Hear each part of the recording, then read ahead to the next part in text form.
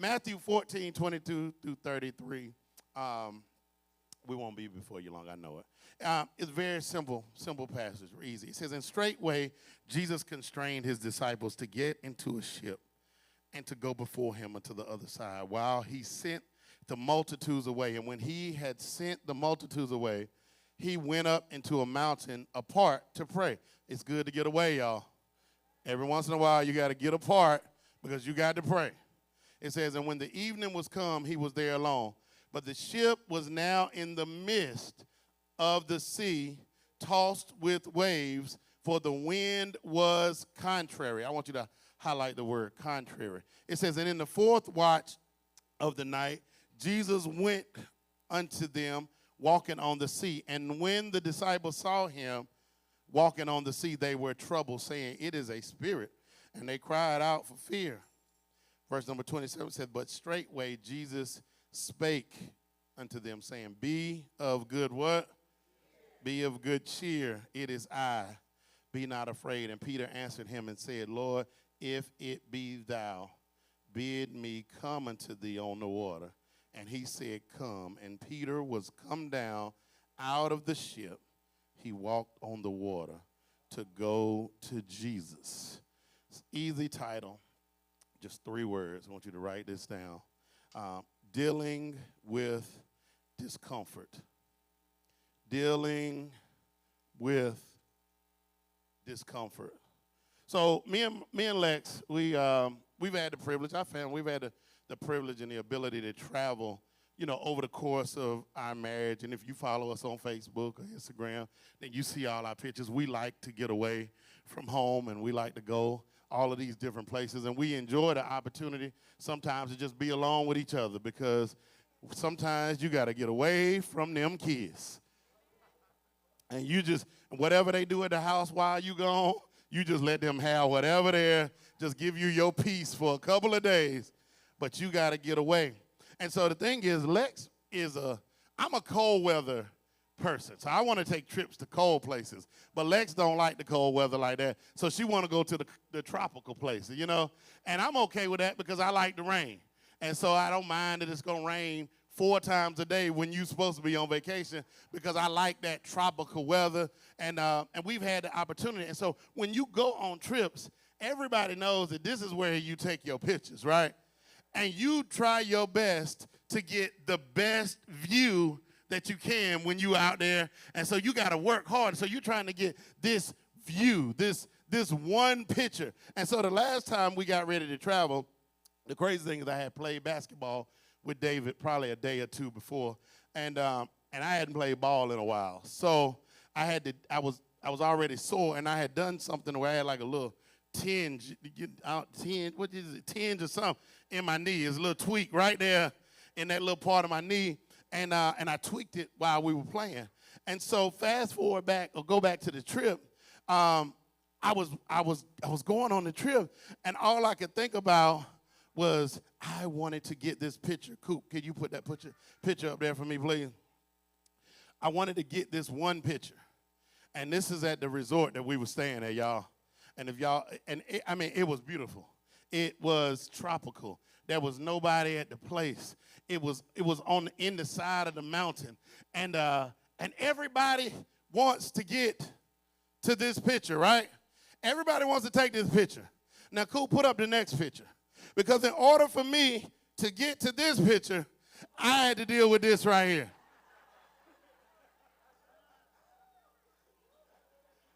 In order for me to go back to the other picture, cool.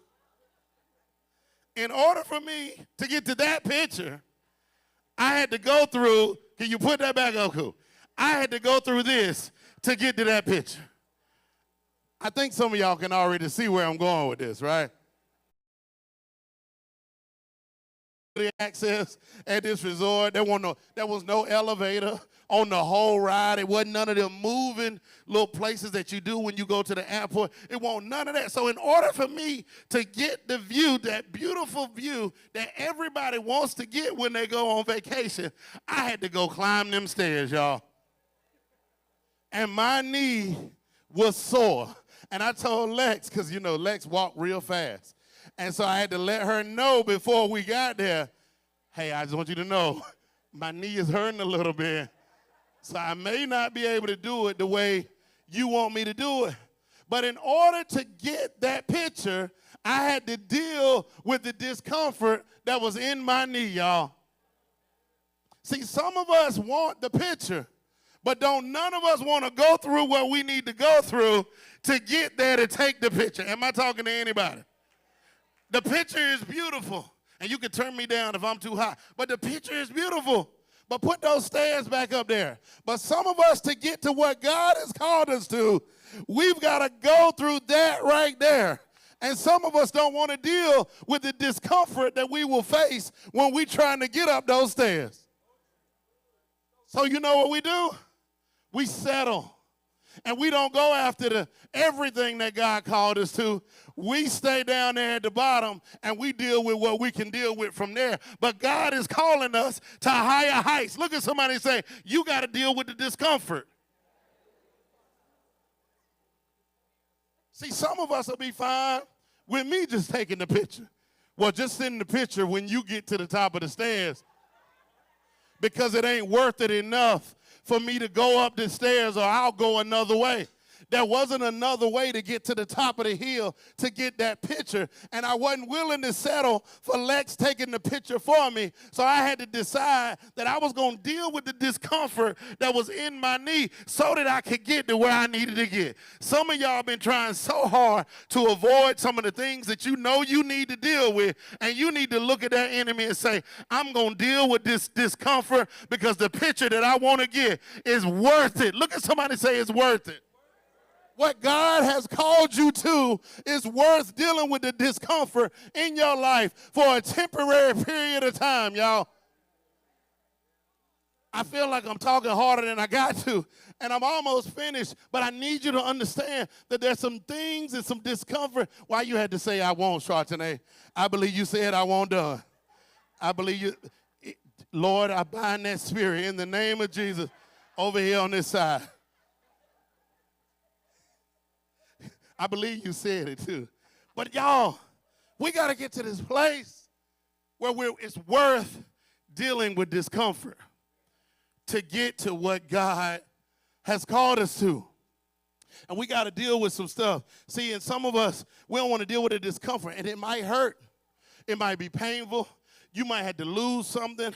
You got to face some different situations. You got to go through some different areas. You got to get rid of some people in your life sometimes to get to what God called you to get to. Am I talking to anybody in here? Oh, now the thing is, I don't want you to just shout amen. The next time you get ready to deal with that thing, I need you to look at it and say, I got to deal with this discomfort. So today we are here to walk and talk out how do we deal with it? Because you got to do it for your business. You got to do it with your department. You got to do it with your relationships. And most of all, you got to do it with yourself. You got to deal with the discomfort in your life that's keeping you from going after everything that God said that he has for you. And sometimes it ain't your spouse. And sometimes it ain't your job. And sometimes it ain't your sister or your brother. Sometimes the discomfort and the areas of discomfort that you got to deal with is inside of you. It's your own insecurities. It's your own fear. It's your own hesitation. It's your own lack of confidence. And oftentimes the reason why we don't have confidence in what God called us to is because we don't have confidence that he can do it in us. Ever since we came back from vacation, ever since we've come back, we had the opportunity to go over the last week, and it was such a beautiful time. People are like, oh, and because this is what we do. Oh, you must have money. I can't afford to go do what y'all did. It's about dealing with the discomfort of your budget sometimes to go somewhere other than Texas Roadhouse. Matter of fact, you may not be able to go to Texas Roadhouse for a year just so you can go do something different. Woo! So some of us, the discomfort in our lives is we don't know how to budget, so we ain't been on no vacation, but it ain't because you can't afford it. Some of us are destined to buy a house, but we won't go to the bank because we've had a bad credit score. And we don't want to deal with the discomfort of somebody telling us that we need to stop spending money to go do what we know we're really called to do. But you got to be willing to deal with discomfort to get to what God has called you to, y'all. So let's look at it. So as we look at Matthew 14 and 22, Jesus has just finished performing these miracles, and most recently he's fed the 5,000. And so let's look at verse number 23. It says, and when he had sent the multitudes away, he went up into a part of the mountain to pray. And when the evening was come, he was there alone, but the ship was now in the midst of the sea, and it was tossed with waves, for the wind was contrary. See, when you recognize that God is sending you on a journey, sometimes it don't seem like till you done decided to go where he told you to go, that when trouble then comes. Anybody tried to pursue anything that God called you to, and then you just felt like it just got harder and harder when you tried to do it God's way and not your own way? And so now they in the middle of the water on this journey that they didn't even want to go on in the first place, and now a storm has risen. And so what happens is, the crazy thing too is, we oftentimes think that just because we follow the voice of God, it's going to be easy for us. The thing that has stood out so much to me in the story is the word says, oh, we got to read it. It's so good. It says that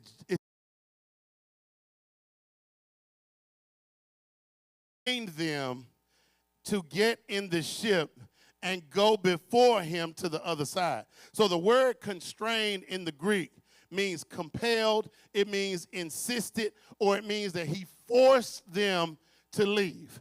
He forced them or insisted that they go on a journey even without Jesus. See, sometimes the thing is, God will push us into a place that we don't want to go in the first place, and then it gets hard. Anybody been there? God told you to do something. You know you heard his voice. He told you to launch out into the deep. And when you got out into the deep, you're like, God, why did you even send me here in the first place? But because we hear God's voice, some of us think that just because we got a picture of what God wants us to do, that it's going to be easy for us to get there. Y'all, I don't even know how many stairs it was. And what's funny is I didn't send this to you, Koo, but I looked the other way, and in my mind I was like, well, this view is good enough. I don't even have to go up there. But that's not where God is calling you to go. I try to say this a lot of times. If you would live like you teach your children to live, we would be all right. I tell my kids, and this can be harsh, I said we don't celebrate mediocrity. God didn't call my kids to be mediocre. God didn't call my family to be mediocre. Not compared to you, in the right of what God has given us. I don't compare myself to what other kids are doing. I don't compare my relationship to what other people are doing, but I compare us to what God has called us to do. And in our household, we don't celebrate regular stuff sometimes. Stuff that I expect my kids to do, I just say thank you for doing it. Because it's an expectation. It was an expectation. It was easy for me to turn around, and I could have taken the picture from right where I was. But right where I was looking between two buildings, and there was a lizard on this side, and there was one plant on the other side. So in order for me to get to where God called me to go, I had to go up just a little bit higher. Is there anybody in here that's ready to go just a little bit higher? Now, everybody clapping on that part, but in order for you to get higher in what God called you to, you got to deal with some discomfort. You got to have some hard conversations. You got to cut out some things. There's some stuff in your finances. I don't know why I'm on finances today. Somebody must be dealing with something. But you got to cut out some stuff that you've been spending money on to get to the goal that God has called you to. In your business, you got to go back and adjust some of the practices, and you got to make sure you're running efficiently. Some of us, talking to me, got to lose a little bit of weight because them stairs wouldn't have been quite as hard if I had just cut a little bit off, but I didn't before I went there. So I had to deal with the discomfort to get to where God called me to. Oh, Y'all, I was so excited till I saw them stairs. I was so excited. I was like, it's beautiful here. And then you start looking around like, how is everybody getting up there? So easy. And I could have gone another way, but it would have taken me longer. And I knew that God, on your way to where God has called you to, he didn't call you to take the shortcut. He called you to go the way that he called you to. And sometimes when he tells you to go do something, we get frustrated because it ain't easy. And so now he sent the disciples across the water to get right in the middle of a storm. And you know what happened in the storm? They had to call out for Jesus. Woo! But before they even called out to Jesus, let's look at it some more. We got to look closer because I don't want to just get right to the end, because so often we celebrate the end, but we don't celebrate while we're going through it. And so verse number 24 says, but the ship was now in the midst of the sea. It was tossed with waves, for the winds were contrary. When you decide to go after what God called you to, there is going to be opposition and there are going to be obstacles. Look at somebody and say, opposition and obstacles. Oh, look at somebody else and say, opposition and obstacles. See, the word contrary wind refers to wind that is blowing against the direction of your travel, which creates trouble and distress. And it created this trouble and distress while they were in the boat. Contrary winds represent obstacles or challenges while you are pursuing God's will. You ever notice that when you ain't trying to do right, it seems like it's easier? It's like when you start deciding you want to follow God, that's when life seems to get tough. And it's because you've got to make decisions that regardless of these contrary winds that are blowing against everything that you set out to do, that you are still going to pursue God's will for your life. Y'all, I learned so much on this trip. It's like everywhere I went, the Lord was speaking. I was like, oh, that's going to be a message. And then I was like, that's going to be a message. And then I was like, well, this one is for me. So guess what? That's going to be a message too. But God begins to speak to you because some of us are giving in to the contrary winds that are blowing in our life. And we've stopped trying to go where God called us to go, and we're going wherever the wind takes us, y'all. But in order for us to get to where he's called us, we've got to deal with this discomfort. And so we've got to be willing to do it. And so the first thing you've got to deal with is the discomfort of going. You've got to deal with the discomfort of even going where God said. Some of us have heard the voice of the Lord. Some of us know what God has shown us was supposed to happen in our life, and you are still dealing with not even getting started because it's not going to be easy. I was sharing with Isaiah yesterday the vision that God gave us for some of the businesses that we're running. And even as I was talking, the vision was so big, I almost just put my head down while I was talking to him, because to do some of the things that I know God has called me to do in my personal businesses and in this church, I got to address some uncomfortable things that are in my life. I've got to get over some areas in my life that I've held on to, but now it's time for me to even deal with the discomfort. See, has God ever told anyone in here to do something that you didn't want to do? Has he ever told you to help somebody and you felt like they didn't need your help no more? Has he ever told you to help somebody when you feel like you didn't even have it to help them? Has he ever told you to leave a job because that job wasn't for you? Even though it was making good money, it was stressing you out. Or has he told you to go get another job that paid less because it was the vision, it was the anointed place that he has set for you to be? Has he told you to take less, but sometimes end up doing more because it was his will, not yours? In order to do any of these things, y'all, we've got to be willing to deal with the discomfort that's even in our own minds. And we've got to submit to the will of God. The problem is some of us don't want to submit to God's will, and we want to do it our way. And just because God called you to do something don't mean it's going to be easy for you to obtain. So the disciples, they didn't want to go in the first place.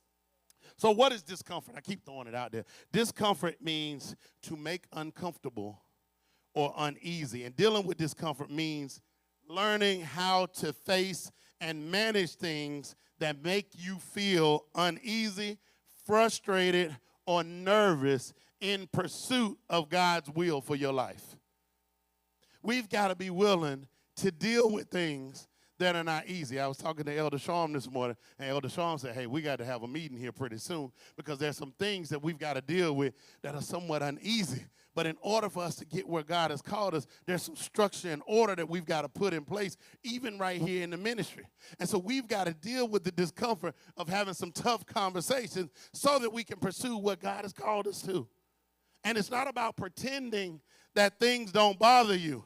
It's about letting them know that they're not going to stop you from going after what God called you to. Is there anybody that's saying, I'm not going to stop? Anybody willing to say, I'm not going to stop? I'm going to pursue what God called me to, Kadar. So the second area. So now they done gone out in this water that they didn't want to go in the first place. Now a storm has come up. The second area of discomfort that we've got to deal with, we've got to deal with the discomfort of going through storms. And so they began to worry. Now let's look at verse 26. Verse 26 says, and when the disciples saw him walking on the sea, they were troubled, saying, it is a spirit. And they cried out of fear. Now, not only are they dealing with not wanting to go, not only are they dealing with a storm, now they think they done seen a ghost. So they're dealing with all of this stuff in pursuing what God told them to. They're dealing with, I got to get out of my own way to launch out to where God called me to go. I got to go through my storm on the way to get there. And not only that, I'm dealing with the fear of whatever it is that's keeping me from going after it. Anybody dealing with some fear and some error, you don't even have to raise your hand. But sometimes we deal with fear of what God has called us to. And sometimes you begin to see things that ain't really there. You begin to be scared of stuff that, man, we went to this resort. The resort was so beautiful, y'all. It wasn't nobody there. I started asking, why ain't nobody here? I started asking questions about a beautiful place that was full of rest because won't nobody there. When you're pursuing what God has called you to, sometimes, y'all, you will start questioning everything. Like, well, maybe, you know, we like to say this. Well, Lex, I said this. Well, maybe it ain't meant to be. Maybe this ain't the time for it. When the storms begin to come, when obstacles and adversity come, and you know you just started doing what God called, you say, well, you know what? It's in God's timing. And so what we do is we let those obstacles steer us instead of continuing to push toward what God called us to. I was at this resort questioning, why is it so peaceful here? At first, I was almost like, I can't even relax. It's too nice. Something ain't right. Sometimes you get so used to chaos. Sometimes you get so used to dysfunction that when God sends you peace, you don't even know how to deal with it. Oh, my God. Jesus was on the way to help them, and they were scared. Jesus is walking on the water on the way to help the disciples, and they're like, oh, my God, I am terrified. Because what will happen, God will send stuff to you that you ain't never seen before. I never been on a vacation that was so peaceful. And I know somebody like, well, what'd you do? Work? For one day, we got more work done in about 8 hours. And yes, I had to do some stuff because God was dealing with me on some stuff that I had to put in place. Now, yes, I did rest period for the rest of the time. But I had to, God was dealing, because I'm so used to being so busy. God was dropping so much stuff in my heart. Some of y'all got some emails from me this week and some text messages, some phone calls, because God was just doing so much. I wasn't even used to it. So it was almost scary that it was so peaceful. God will come and help you, and he will do stuff, and it will seem, you'll be fearful of what God is doing because you're not used to it, and he will show up in a different way than he ever has before. And so now the disciples are on this ship, And I had this storm that I wanted to play in the background. And so you got to imagine being on this ship. Winds everywhere, storm, lightning, thunder, all this stuff. And now you see Jesus who's coming to help you, walking towards you. Can you imagine being scared of Jesus? But sometimes Jesus will show up to us in ways that we don't know it looks like him. So we're fearful of what God is about to do in our life. Oh! We're fearful of what God is about to do, Pat, because it ain't never been done before. Alexis, what God has called you to, he's going to send some people in your life. He's going to put some people around you to help you do it. And it's going to be contrary to everything that you have seen in the past. And it might even scare you a little bit what you and Dontario are about to work on. But you got to stick with what God has for you because God told you to do it. Because we got to get the picture. We got to get to the picture, but sometimes we got to go through and deal with the discomfort. So what areas of discomfort are you dealing with? Are you dealing with your troubled past? Are you dealing with your troubled present? Are you dealing with the fact that you might be feel like you're bad at relationships, so you don't want to start a new relationship? You don't know how to be a parent. This is your first time being a parent. Are you dealing with sexual sin? And no, I ain't about to call all of them out because they out there. You might be dealing with the discomfort of leaving what's familiar with you. But you've got to begin to deal with the discomfort. And when Jesus comes, you got to keep your eyes on him. Verse number 24, it says at this point, Jesus is speaking during the storm. And Jesus is saying, be of good courage and be of good cheer and do not be afraid. The question is, are you scared to do what he called you to? Because it don't look like it's going to be easy, Joey. But in the midst of your storm, this is what made me feel so good. Even in the midst of the storm, and we learned this last week, even in the midst of the storm, Jesus was still speaking to them. He said, do not be afraid. Even in the midst of everything that you are dealing with, everything that you're going through, Aaron, God is still speaking to you, sir. It doesn't matter what it looks like. It doesn't matter how big the waves get. It doesn't matter how loud the thunder is. It doesn't matter that it looks good. The Bible talks about how he will come as a roaring lion. But God is still speaking to you, sir. And so Peter, at this point, he's witnessed these miracles. Peter has seen him, Peter has seen him heal the leper. He's seen the healing of the centurion's servant. He's seen Jesus calm the storms. He even healed his own mother-in-law. He's listed as the first of the disciples, which means he's in Jesus' inner circle, but he's still got to deal with the discomfort of an uncertain situation. Some of us got to deal with all of these different areas of discomfort. He was afraid, but he had to deal with the discomfort of Jesus asking him to go somewhere he didn't want to go. And so as a result of it, he had to get up. He had to decide that he wasn't going to worry about what the other disciples said when he got ready to walk on the water. He had to deal with getting to the edge of the boat and probably saying, excuse me, while people were looking at him like he was crazy. He had to deal with stepping over the edge of the boat. He had to deal with getting his balance. He had to deal with all of these different levels of discomfort to go after what God called him to. You might have to deal with some discomfort. Look at your neighbor and say, you got to deal with this discomfort.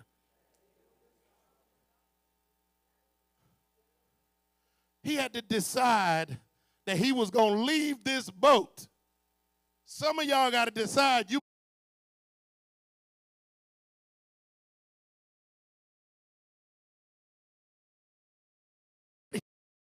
If Jesus is over there, ask him to tell me to come.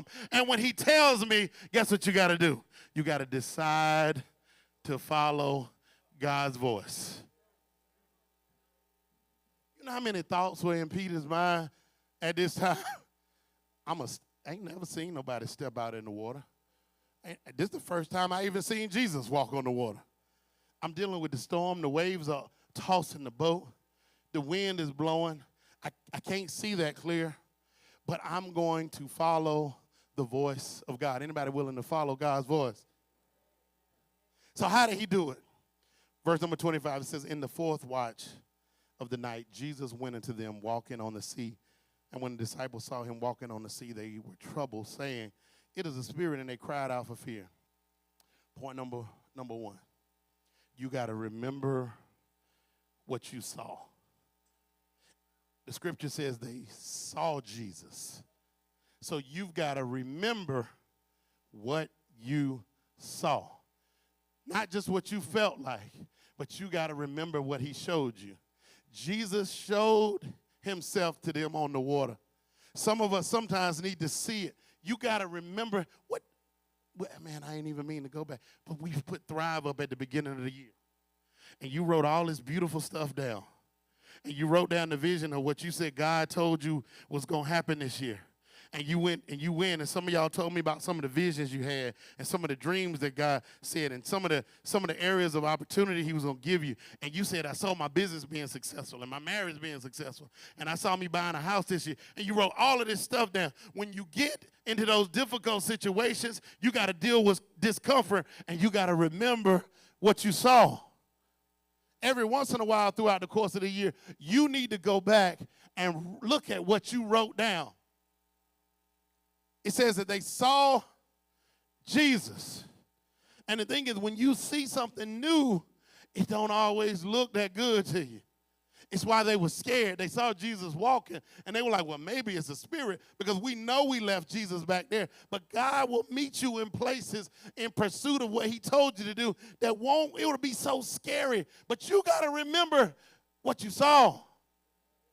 What did he show you in January? Have you started to let those contrary winds blow you every which way except to what God told you to do? How well are you doing at continuing to pursue it?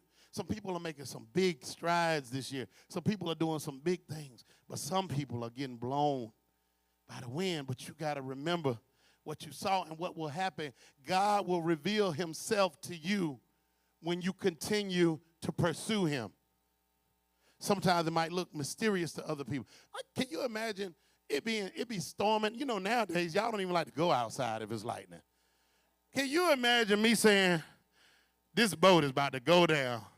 And at this time, the kind of boats that they were using, they're not in this big old major Carnival cruise line. What they're in this little fishing boat. And what they do is they would have these rowing oars. And can you imagine looking at him like, man, Peter, where you going?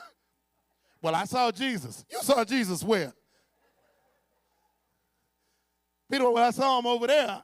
And and Lord, if it's you, bid me to come. They're like, man, you crazy. You better stay in this boat and keep on rowing. People were probably looking at him like, why would you go pursue something that don't look the same as the other storms? See, this ain't the first time they've been in a storm. But this is the first time they've seen Jesus walking on the water. So they looking like, if you don't pick up that oar and row this boat and do it the same way we've been doing, what you mean you about to get out and go meet Jesus? You got to deal with the discomfort of people not seeing what you saw. And you got to deal with the discomfort of people not having the faith that you have. Even though they all saw Jesus, only one of them decided to tell him to come. Everybody can't see. They don't see it the way you saw it. So even when you tell them, I'm going after Jesus this way, it doesn't make sense to them. But you got to remember what you saw. Verse number 27, it says, but straightway Jesus spake. So they saw him. Then it says, but straightway Jesus spake unto them. He says, be of good cheer. It is I. Be not afraid. Jesus was saying, be of good cheer. Jesus told him, look, I got you. I got you. This storm is going to be all right, but you got to be confident. You got to remember to keep your eyes on Jesus. But second, you got to remember what you heard. When your storm grows, when your storm gets bigger, when the situation looks like it's getting even worse, you got to remember what you heard. You got to remember what you heard. You got to remember when you go through. See, it doesn't matter until you go through a storm. When the winds start kicking up, when life gets hard, Jesus is saying, be of good cheer, be not afraid. When we go through the storm, that's when we get the most afraid and the least confident. But we've got to be confident that we've seen Jesus, and we've got to be confident that we've heard Jesus. Oh, man. I was talking to myself, y'all, because if you've ever pursued anything, sometimes when you know God told you to do it, you start questioning, well, God, why did it get so hard? I believe you told me to do this. And so you got to remember to keep hearing his voice. You got to remember to keep looking for him. And my last point, this is the one that covers all of it. It says, and Peter answered and said, Lord, if it be thou, bid me to come on the water.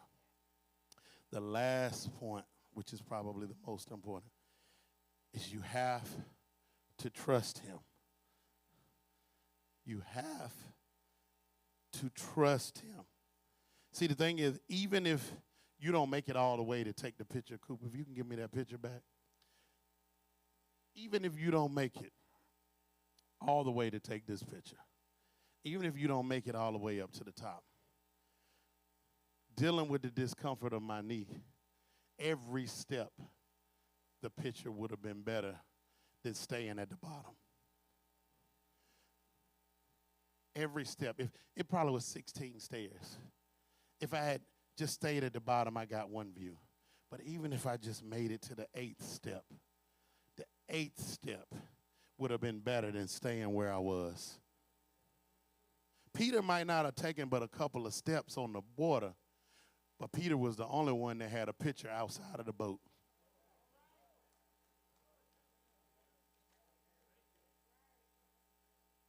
Nobody else can say, man, I saw this when I stepped outside of that boat. You got people that are around you that are dealing with different situations. They're dealing with different struggles, and they're not going through it like you because they're too afraid to take the first step. But God is telling you that I want you to get the whole picture. I don't want you to keep looking at everybody else's picture. I don't want you to look at what everybody else's visions and dreams are. I want you to pursue what I have given you. And even if you don't make it all the way to where you thought, it's better than if you never left in the first place. Put the stairs back up for me, Coop. I'm sorry. I know I'm working. Y'all know Coop back there like, man, what is he doing? But I need you to see it. Man, by the time I got up there to the top, y'all, my knee wasn't even hurting no more. Because I had dealt with the discomfort on probably the first 10 steps. And after that, I was like, you can't even stop me now, enemy. I'm going to get to the top of these stairs, and I'm going to get a picture. Some of you got to deal with the discomfort, and after you deal with the discomfort and you face it head on and go after what God called you to, that thing don't even hurt you no more. It's stuff that I used to deal with 6 months ago that I don't deal with no more because I have faced what God has called me to. And it ain't nothing that you can do, devil, to stop me from pursuing what God said that I was going to have. So some of you need to deal with the discomfort, and eventually that pain will go away. Somebody stand to your feet. Look at somebody and say, you got to deal with the discomfort.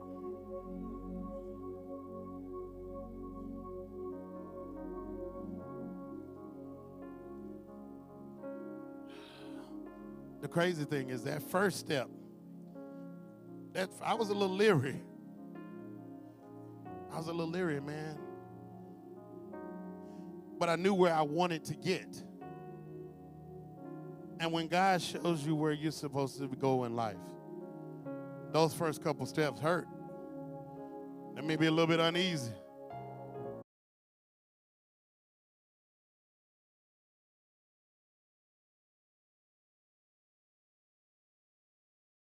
But if you stick to it and you deal with those uncomfortable areas or those areas of discomfort, you get the picture. Man, it was so beautiful up there. And all I could think is if I had not gone up these stairs, I would have never been able to see that.